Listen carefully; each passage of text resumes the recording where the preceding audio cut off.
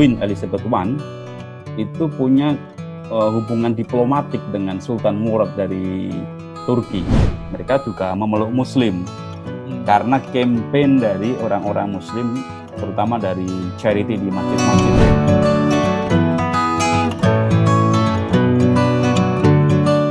Assalamualaikum warahmatullahi wabarakatuh. Detikers, kita jumpa kembali bersama saya Alexander Sudrajat. Memasuki pekan ketiga Ramadan ini, saya ingin mengajak Anda untuk mengikuti perbincangan dengan Munawir Aziz.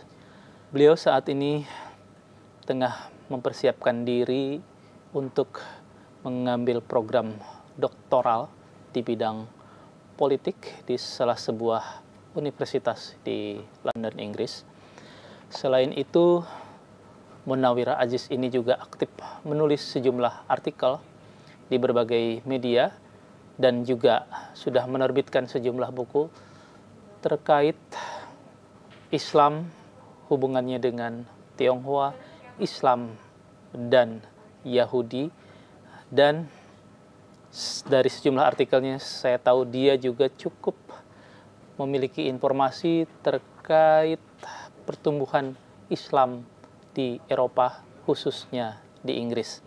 Dan kebetulan beberapa waktu lalu di kota London juga digelar sebuah konferensi Islam yang diikuti oleh banyak organisasi termasuk perwakilan dari NU. Kita hubungi langsung Munawir Sajali. Assalamualaikum, Mas Munawir Aziz. Waalaikumsalam, Mas Jajat. Mas Munawir sama di New Southampton juga kampusnya? Rencana saya di ini, Mas. Saya di London. Di Londonnya? Di apa? Universitas apa? Di LSE. Saya udah daftar di LSE yang pertama. Yang kedua apply di King College. Okay. Ada satu profesor yang komunikasi intensif gitu. Doakanlah itu 1-2 tahun lagi insya Allah dieksekusi. Studinya apa sih? Fokus studinya? Rencananya? Saya riset tentang ini, Mas, tentang komunitas Yahudi di Asia Tenggara. Jadi membahas tentang bagaimana antisemitisme itu muncul, berkembang, dan kemudian sampai sekarang menjadi kampanye negatif, terutama di Indonesia. Saya awalnya ketika S2, saya riset tentang S2 di Jogja ya, di UGM ya? Di Jogja, di Universitas Gadjah Mada. Saya S2-nya di CRCS, Universitas Gadjah Mada. Dan dari situ saya riset tentang komunitas Tionghoa. Saya menulis beberapa buku terkait dengan komunitas Tionghoa, jadi nulis tentang Lasem Tiongkok Kecil, udah terbit beberapa tahun yang lalu, dan terakhir saya nulis Gus Dur dan komunitas Tionghoa. Nah, dari situ, buku terakhir ini terbit bulan depan, insya Allah di Kompas Gramedia. Nah, dari situ saya melihat ada keterkaitan antara diskriminasi terhadap orang Tionghoa dan orang Yahudi di Indonesia. Kenapa? Yang pertama terkait dengan campaign dari kolonial ya, menjadi kambing hitam orang-orang Tionghoa dan orang Yahudi menjadi kambing hitam. Yang kedua karena memang miskinnya informasi, jarangnya berinteraksi antara orang-orang pribumi dan orang-orang Yahudi maupun orang Tionghoa. Jadi kalau dalam istilahnya periset itu dikenal di Indonesia konteksnya itu antisemitism without Jews. Kita nggak tahu, kita nggak pernah nyaris atau mayoritas orang-orang Indonesia itu tidak berinteraksi dengan orang-orang Yahudi karena mereka minoritas dan karena beberapa sebab mereka menutup diri, jarang berinteraksi dengan ya orang kan, kebanyakan. Di sebagian kecil masyarakat kita, khususnya kelompok-kelompok Muslim kan, kalau secara umumnya masyarakat Indonesia ini ada semacam sentimen negatif terhadap Tionghoa, tapi yang khusus kaum Muslimnya itu ada tambahan sedikit-sedikit Yahudi loh kayak gitu. Betul. Padahal mungkin Yahudi di kita tinggal berapa orang atau malah udah nggak ada kali ya orang-orang Yahudi di Indonesia? Ada beberapa, memang mereka nggak memunculkan identitasnya di ruang publik ya. Ada di Bekasi, ada di Surabaya sebagian ada, tapi kecil sekali komunitasnya, dan kemudian di Manado yang tumbuh, terakhir tumbuh ya. Dan Nah, itu kan mereka kalau memang selalu dikaitkan dengan kalau ketika hubungan dengan Israel Palestina sentimen itu muncul. Nah, itulah Mas. Jadi memang perlu ini ya, perlu campaign ya, kesadaran atau mungkin campaign bahwa Yahudi itu nggak harus terkait dengan Israel. Banyak loh teman-teman Yahudi, terutama di negara Israel, yang nggak setuju dengan kebijakannya pemerintah Israel, nggak setuju dengan Netanyahu, nggak setuju dengan partai-partai yang sekarang mendukung aneksasi Gaza. Jadi tidak semua orang Yahudi itu setuju dengan aneksasi Gaza dan tepi barat gitu, West Bank. Jadi itu yang mencoba saya sampaikan ke publik di Indonesia, dan terutama karena saya bergiat di NU ya, saya berusaha menjadi jembatan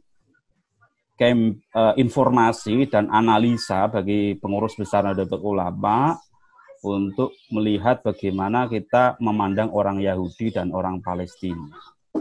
Jadi gitu. Jadi perlu ada keseimbangan, perlu ada informasi yang akurat, dan perlu ada advice kebijakan bagaimana sih sebenarnya NU ini memandang politik internasional terutama di Timur Tengah. Bagaimana sih sebenarnya warga Nahdlin ini menyikapi konflik Israel dan Palestina, dan itu kenapa saya pilih, karena itu warisan dari perjuangan Gus Dur yang belum selesai, dan mungkin udah dilakukan oleh Gus Yahya Khalil Stakuf beberapa tahun terakhir, tapi kami berbincang intensif. Ada beberapa program yang memang itu butuh analis untuk melihat bagaimana Nahdlatul Ulama maupun organisasi-organisasi masyarakat yang lain itu jernih melihat konflik Israel Palestina. Itu latar belakang mengapa saya memilih riset tentang Yahudi. Selain soal artikel Yahudi Cina yang pernah Mas Munawir tulis, saya baca justru lebih banyak Mas Munawir ini menulis soal Islam di Eropa. Ini yang saya juga menarik. Mungkin bisa dipetakan Islam di Eropa. Di negara mana yang komposisi pertumbuhan populasinya lumayan banyak, dan kalau disebut Islam di Eropa itu apakah dia orang-orang bule yang masuk Islam artinya mu'alaf, atau sebetulnya mereka hanya imigran-imigran dari negara-negara Muslim yang terusir karena akibat peperangan, akibat bencana, dan lain sebagainya, kemudian ditampung di negara-negara Eropa macam itu. Saya punya minat untuk menulis tentang Muslim di Eropa karena yang pertama saya tinggal di sini, Mas. Jadi saya merasakan betul bagaimana pergulatan menjadi Muslim di UK dan di Eropa, terutama secara lebih luas ya. Yang kedua, itu menjadi kenang-kenangan saya, itu jadi catatan sejarah bagi saya pribadi berinteraksi dengan Muslim di sini, di UK terutama. Atau ketika saya jalan-jalan atau riset ke beberapa negara semacam Jerman dan Belanda, saya juga wawancara dengan beberapa profesor dan komunitas Muslim di sana. Jadi saya merasa ada hal yang perlu disampaikan ke publik Indonesia, bagaimana memandang Muslim di Eropa, terutama begini, perspektif bahwa ketika saya di Indonesia, saya merasa saya hidup lahir dalam konteks mayoritas Muslim.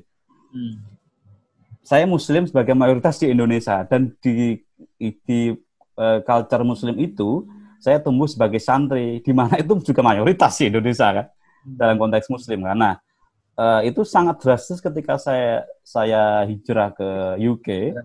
Saya merasa jadi minoritas. Perpindahan dari mayoritas menjadi minoritas ini merupakan shift paradigm, istilahnya kan, perpindahan paradigma yang saya kira menjadi refleksi saya ketika saya menuliskan esai-esai itu.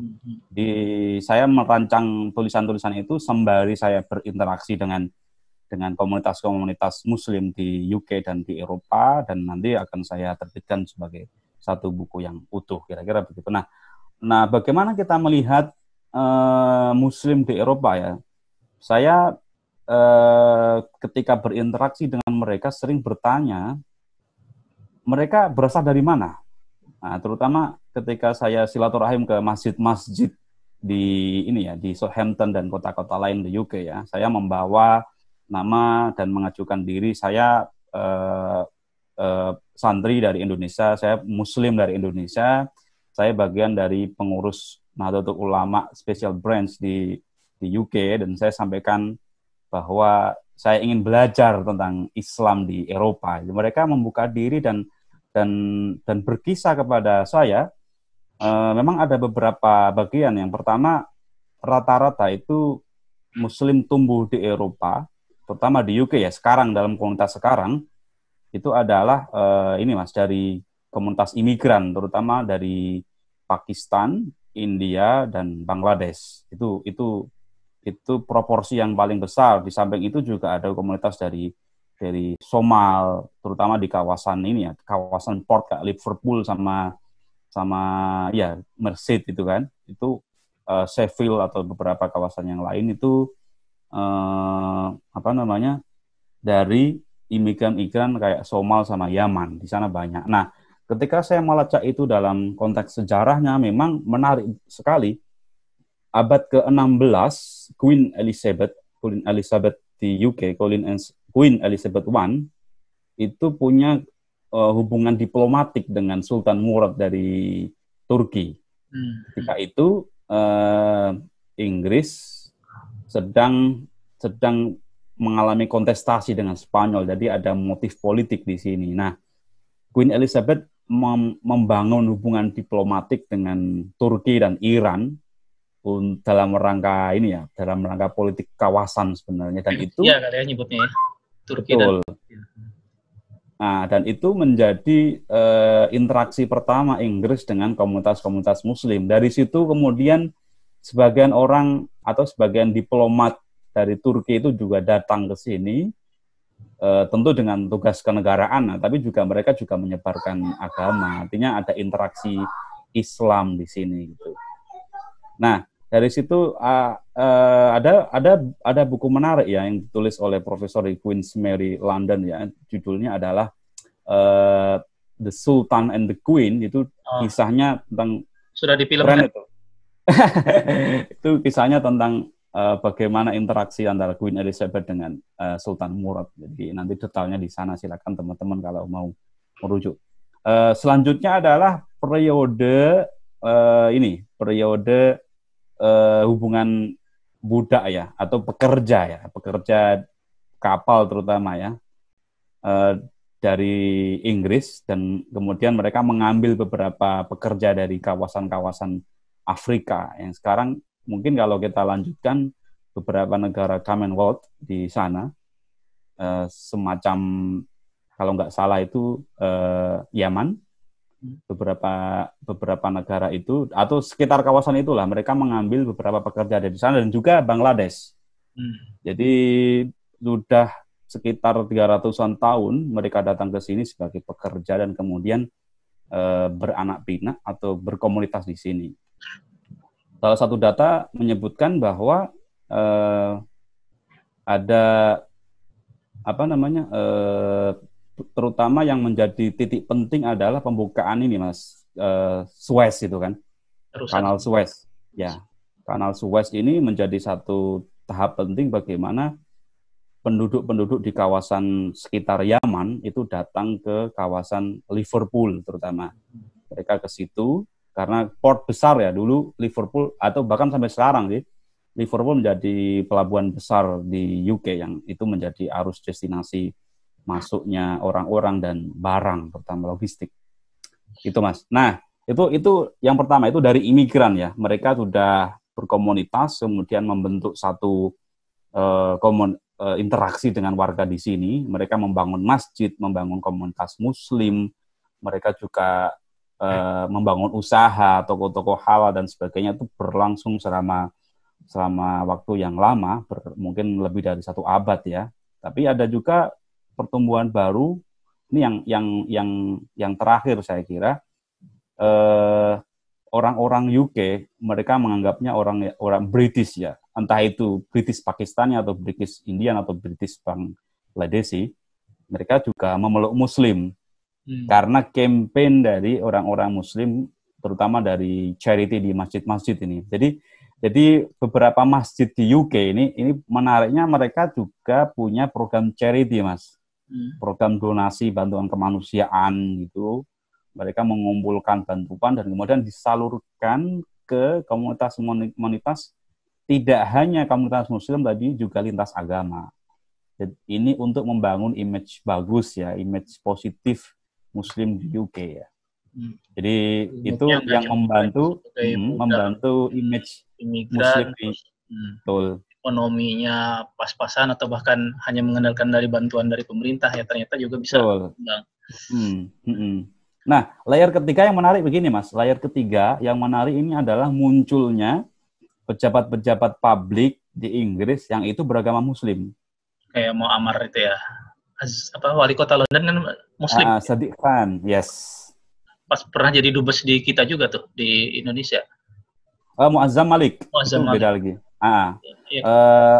Ya, orang-orang kayak Pak Muazzam Malik, kayak Sadiq Khan dan beberapa yang lain itu menjadi varian baru bagaimana Muslim Inggris itu mempengaruhi kebijakan publik. Saya ngeceknya bahkan tumbuh ya sekarang, Mas. Tahun 2018 itu MP atau perwakilan di parlemen di Inggris itu ada 12-2. Jadi ada 12 dari Labour Party, 2 dari Conservative Party ya. Itu tahun 2018.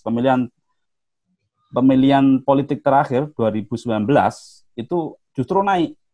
Muslim itu jumlahnya 18. Ada 14 dari Labour Party, ada 4 dari Conservative Party kalau nggak salah itu. Jadi justru pejabat-pejabat atau tokoh-tokoh politik Muslim itu tampil di ruang publik dan itu mempengaruhi. Ini menarik ini, dinamika komunitas Muslim di Inggris dalam konteks kebijakan publik. Nah, itu manfaatnya apa? Manfaatnya mereka bisa mendorong aspirasi Muslim di sini, terutama misalnya terakhir ini ya. Kasus terakhir itu ketika COVID-19 merebak di Inggris ya, pemerintah banyak yang meninggal di sini, ada ribuan, ada data terakhir mungkin ribuan ya terakhir ya. Itu pemerintah Inggris menawarkan untuk kremasi untuk semua korban COVID-19 karena dengan alasan health and safety, jadi alasan kesehatan dan keamanan gitu kan. Padahal Islam itu alasan yang rasional itu bagi pemerintah Inggris. Ya. Tapi komunitas Muslim dan komunitas Yahudi nggak mau. Mereka kemudian mengajukan aspirasi lewat MP-MP-nya dan komunitas-komunitas itu untuk merevisi kebijakan pemerintah Inggris. Akhirnya direvisi, Mas. Akhirnya yang Muslim dan Yahudi tidak dikremasi, boleh dikebumikan dengan protokol kesehatan yang ketat. Dan yang ikut melayat jenazah silakan lewat online. Jadi ada satu orang yang itu nyuting gitu loh. Itu caranya gitu. Nah ini saya kira pengaruh dari pertumbuhan campaign positif komunitas Muslim di Inggris ya untuk memengaruhi kebijakan politik di sini gitu. Datanya Muslim di Inggris itu sekarang tumbuh, Mas. Jadi data terakhir itu ada sekitar 4 juta sekian ya Muslim itu sensus di Inggris. Kapan itu? Data kapan? 2019 kalau nggak salah. Saya baca, yes. Nah itu ada sekitar 5%, Mas. 5,8% lah dari seluruh penduduk Inggris gitu. Nah, Mas Munawir, itu kan kalau dari sisi politiknya bagus gitu ya. Tapi dari sisi internal sesama kaum musliminnya sendiri ada gesekan-gesekan nggak? Mengingatkan itu asal-usulnya macam-macam ya. Dari Pakistan, dari India. Yes. Kenalan malah ada dari Afghanistan juga gitu kan. Kan masing-masing mungkin membawa mazhab. Nah, kayak gitu-gitu muncul nggak? Sempat terjadi nggak gesekan antar? Iya, memang challenge bagi komunitas Muslim di Inggris adalah bagaimana mereka berinteraksi lintas komunitas, Mas. Jadi mereka ini tumbuh dalam komunitas masing-masing sebenarnya, ya kan. Basicnya adalah basic nation. atau asal-usul negara mereka kan, keturunan mereka dari mana. Kalau yang Pakistani, mereka akan lebih enjoy bergumul dengan orang Pakistan. Yang dari India, mereka akan lebih enjoy membangun komunitas India. Saya kira ini wajar sebagai sebuah manusia, sebagai seorang manusia. Cuman pemerintah Inggris kemudian mendorong ada interaksi lintas komunitas, ada interaksi lintas masjid. Biar ngeblend ya. Betul.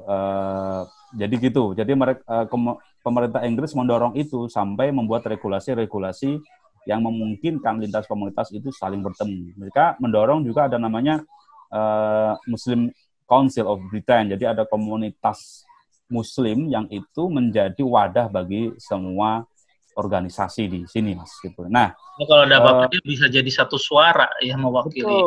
Betul. Jadi ada satu kanal aspirasi itu. Ya. Memang ini menjadi tantangan ya bagi pemerintah Inggris. Terutama ketika saya diskusi atau wawancara dengan Pak Muazzam Malik, mantan duta besar Inggris untuk Indonesia ya. Jadi ketika dia balik ke Inggris, kita ketemu ada satu forum namanya British Conference ya di London di Februari yang lalu. Saya ikutan dan saya wawancara mendalam sama Pak Muazzam. Dia juga punya sedikit keresahan yang sama bagaimana antar komunitas Muslim itu juga saling berinteraksi di Inggris, dan beliau memberikan tantangan atau tawaran kepada pengurus NU, ayo silakan pengurus NU Special Branch UK untuk berinteraksi atau membangun jaringan seluas mungkin di UK sambil mewarnai Islam rahmatan lil alamin di sini. Jadi mendorong kampanye Islam moderat di UK ini. Dan ini sedang kita lakukan, ada beberapa program. Kita membangun jaringan dengan beberapa komunitas Muslim di sini, terutama untuk ini ya, untuk kampanye Islam moderat dan charity ya, Mas. Jadi kita Mas Munawir, sebelum masuk ke situ, saya pengen dapat highlight dulu dong kehidupan kaum Muslim di negara-negara lain yang Mas Munawir sempat kaji. Tadi bilang di Belanda, di Jerman, atau mungkin di Prancis ya. Selama ini kan yang saya tahu agak sedikit banyak gesekan di Prancis terutama ya. Karena dia disebutnya sebagai negara sekuler, sehingga simbol-simbol keagamaan nggak boleh muncul di ruang publik gitu. Jadi memang ada beberapa perbedaan ini ya, Mas, perbedaan kebijakan politik ya. Kalau di UK jelas ada pemisahan agama dan negara. Saya kira rata-rata di Eropa begitu. Cuman di negara internal, dinamika internal masing-masing negara berbeda. Kayak di Jerman itu komunitas Turki tumbuh pesat karena mereka dekat ya, mereka besar ya, terutama di kawasan-kawasan kayak Berlin sama Frankfurt yang saya lihat. Jadi mereka mengembangkan madrasah, mengembangkan sekolah, mengembangkan komunitas masjid, dan mengembangkan bisnis di sana. Itu yang saya lihat dan saya ketemu dengan mereka. Terus di Prancis itu kebanyakan memang imigran dari ini ya, Afrika ya, Muslim Afrika, Aljazair dan negara-negara yang lain. Tapi memang Perancis karena membuka keran imigran itu luas banget, jadi banyak sekali imigran-imigran dari negara-negara dulu yang dulu jajahnya Perancis, kemudian mewarnai Islam di situ. Dan ada gap antara keahlian mereka dengan peluang pekerjaan. Nah, itu dalam sisi yang kecil menimbulkan chaos ya. Ada beberapa kasus kekerasan atau mungkin kasus kejahatan di crime di situ ya. Jadi memang konteksnya di antar negara berbeda ya, Mas. Antar negara berbeda saya kira. Cuman bahwa secara garis besar di Inggris, secara garis besar atau di Eropa itu adalah ada semacam arus baru imigran yang itu harus direspon baik oleh komunitas Muslim yang sudah ada maupun oleh pemerintah. Dan ini tantangan dalam beberapa tahun sekarang dan mendatang. Di Jerman terutama dan di Perancis ya, saya kira. Sebelumnya kan pasca peristiwa 9 September 2001 itu kan boleh dibilang mencoreng citra Islam hampir di semua negara gitu ya. Nah, khusus di Eropa seperti apa yang muncul, yang terjadi? Iya, yang saya lacak dan saya rasakan ya, Mas, pasca peristiwa itu adalah bangkitnya Islamofobia di sini, Mas. Jadi ada semacam kekhawatiran bahwa orang Muslim itu teroris. Dan ini memang media kan ketika itu kan masif sekali ya, dari beberapa segi media ya. Kalau kita nggak melihat ini dalam konteks teori konspirasi, bukan, tapi bahwa memang arus informasi yang disebar oleh media itu menampakkan bahwa wajah Islam di Eropa ini wajah kekerasan itu yang muncul, dan ini mempengaruhi warga masing-masing negara. Terutama ketika saya ngobrol atau diskusi dengan teman-teman di British ya, mereka juga mengakui bahwa pasca peristiwa itu ada perubahan besar dalam pikiran mereka. Mereka khawatir, ada semacam anxiety, ada ketakutan ketika bertemu dengan orang Muslim yang juga memakai simbol-simbol Muslim. Jadi begitu. Wajar, saya kira. Radikal ya. Saya kira pemikiran itu juga nggak bisa disalahkan karena mereka mengkonsumsi media dan itu mereka nggak bisa menghindar dari itu. Nah, tapi perkembangan itu juga diimbangi oleh komunitas-komunitas Muslim masing-masing negara. Terutama yang saya tahu di Inggris, mereka berbuat sesuatu yang lebih kepada masyarakat di Inggris agar ada citra positif yang berimbang gitu ya. Jadi suasananya begitu, Mas. Kalau sampai sekarang ada. Kalau di Inggris memang punya latar belakang hubungan masa lalu sejak Queen Elizabeth yang pertama itu ya. Sehingga dia lebih mudah untuk merangkul kembali, untuk membantu memperbaiki citra kaum Muslim di Inggris itu ya. Selain kalau 2001 terorisme, sekarang kan tren yang baru itu takfirisme itu. Dan itu terjadi di kita gitu kan. Di komunitas Muslim UK yang saya tahu, Mas, ketika saya silaturahim dengan mereka, memang ada sebagian komunitas yang itu cara berpikirnya literal ya. Jadi mereka mengambil teks dan kemudian memaknainya itu secara literal. Ini yang menjadikan pemahaman komunitas Muslim itu dangkal dan mereka nggak bisa berinteraksi secara lebih luas dengan komunitas yang lain. Tapi juga ada sebagian yang lain terbuka pikirannya ya.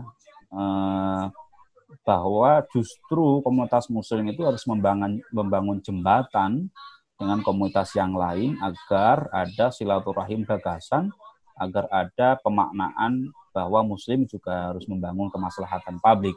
Nah, takfiri ini juga ada di Inggris. Sebagian kecil dari komunitas Muslim di Inggris menganut itu, dan itu diyakini atau disampaikan ketika konferensi Februari yang lalu ketika saya update informasi dengan beberapa peneliti lintas kampus dan beberapa profesor. Memang ada tantangan itu di komunitas Muslim Inggris. Nah, di sisi yang lain, pemerintah Inggris juga nggak tinggal diam.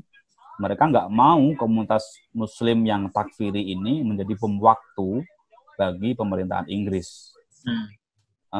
Ada beberapa kasus, misalkan imam masjid dibunuh oleh jamaahnya. Ada beberapa kasus, teman-teman bisa ngecek, itu sangat mudah ya di internet ya.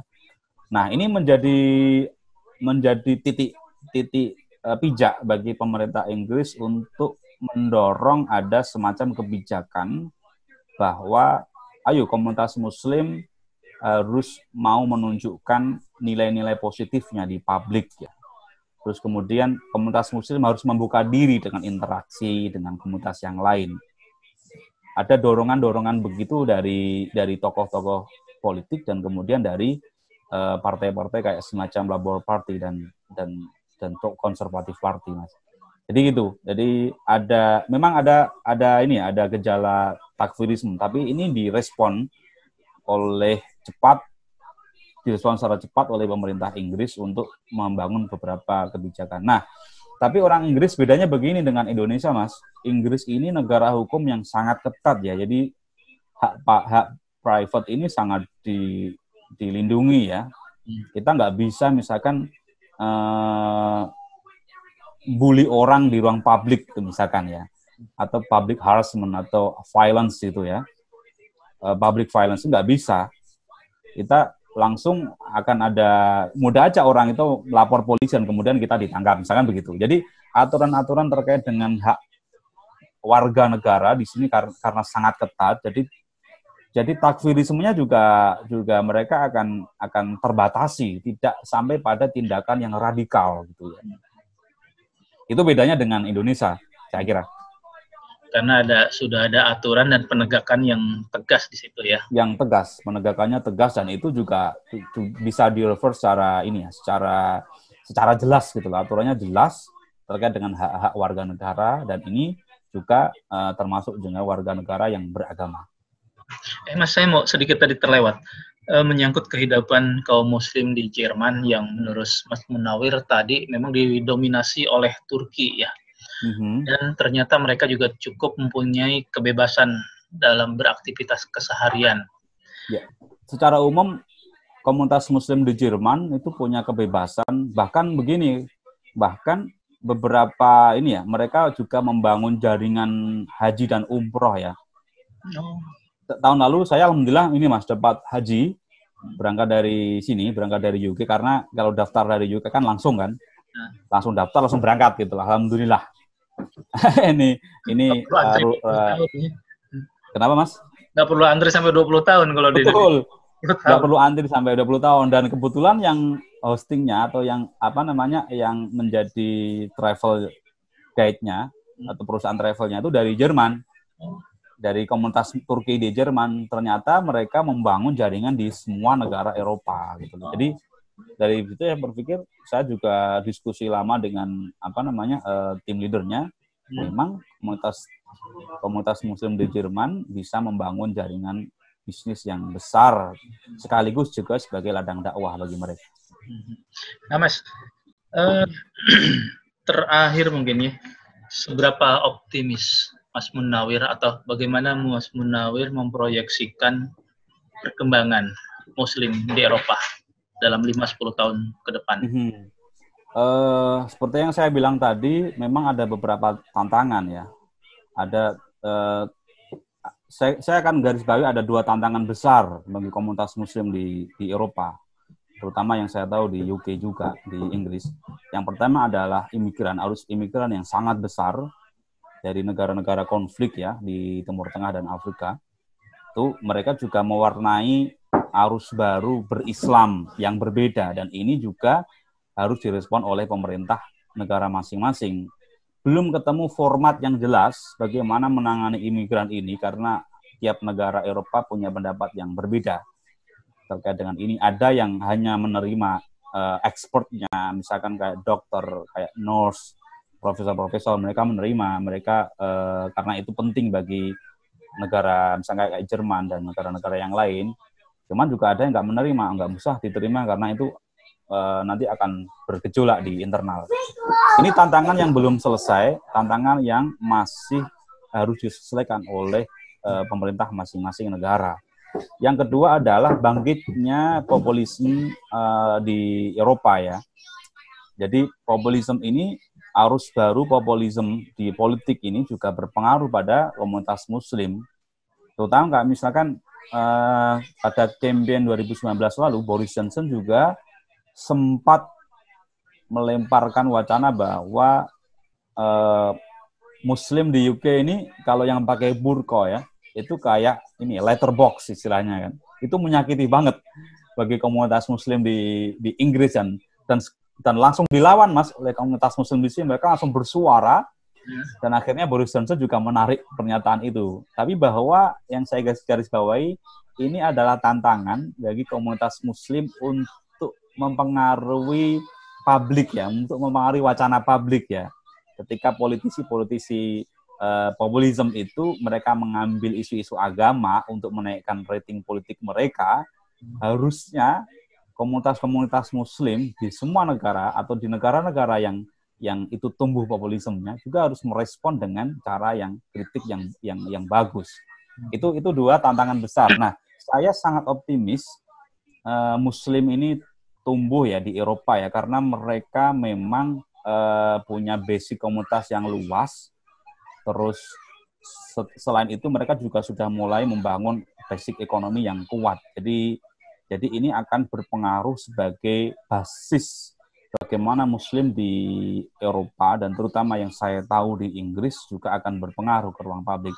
Selain itu, tumbuhnya ini tokoh-tokoh Muslim yang baru, yang muda, yang mereka mempengaruhi publik di Inggris, terutama mempengaruhi pemerintahannya. Ini yang saya alami dan saya rasakan ketika saya komunikasi atas nama pengurus cabang Istimewa Nahdlatul Ulama di Inggris, Mas. Jadi saya kebetulan diamanai sebagai sekretaris PCI NU di UK, dan dari situ saya membangun komunikasi dengan KBRI London, saya membangun komunikasi dengan komunitas-komunitas Muslim di Inggris, tidak hanya dari orang Indonesia ya, tapi dengan komunitas-komunitas British yang lain. Jadi dari situ saya tahu bagaimana mereka punya peran besar yang itu berpengaruh di publik. Terutama bagaimana mereka mengumpulkan charity dan menyebarkannya. Ini berpengaruh besar, terutama punya dampak bagi publik di British ya, Mas. Dari situ ya, dari program-program charity, program donasi, program kemanusiaan yang lain, ini membuat publik Inggris ini sadar bahwa Muslim, ternyata Muslim di Inggris, Muslim di Eropa, ini juga ada nilai-nilai positif yang itu baik gitu loh. Jadi lama-kelamaan Islamofobianya menjadi berkurang dan melandai. Artinya gitu, Muslim nggak cuma bisa menadah, tapi juga bisa memberi di situ. Betul. Oke, Mas Munawir, terima kasih banyak sudah berkenan berbagi pengetahuan dan pengalaman khususnya tentang dunia Muslim dan khususnya lagi dunia Muslim di Inggris. Salam buat istri dan anak-anak ya. Oke, terima kasih. Mohon doanya. Assalamualaikum. Waalaikumsalam warahmatullahi wabarakatuh.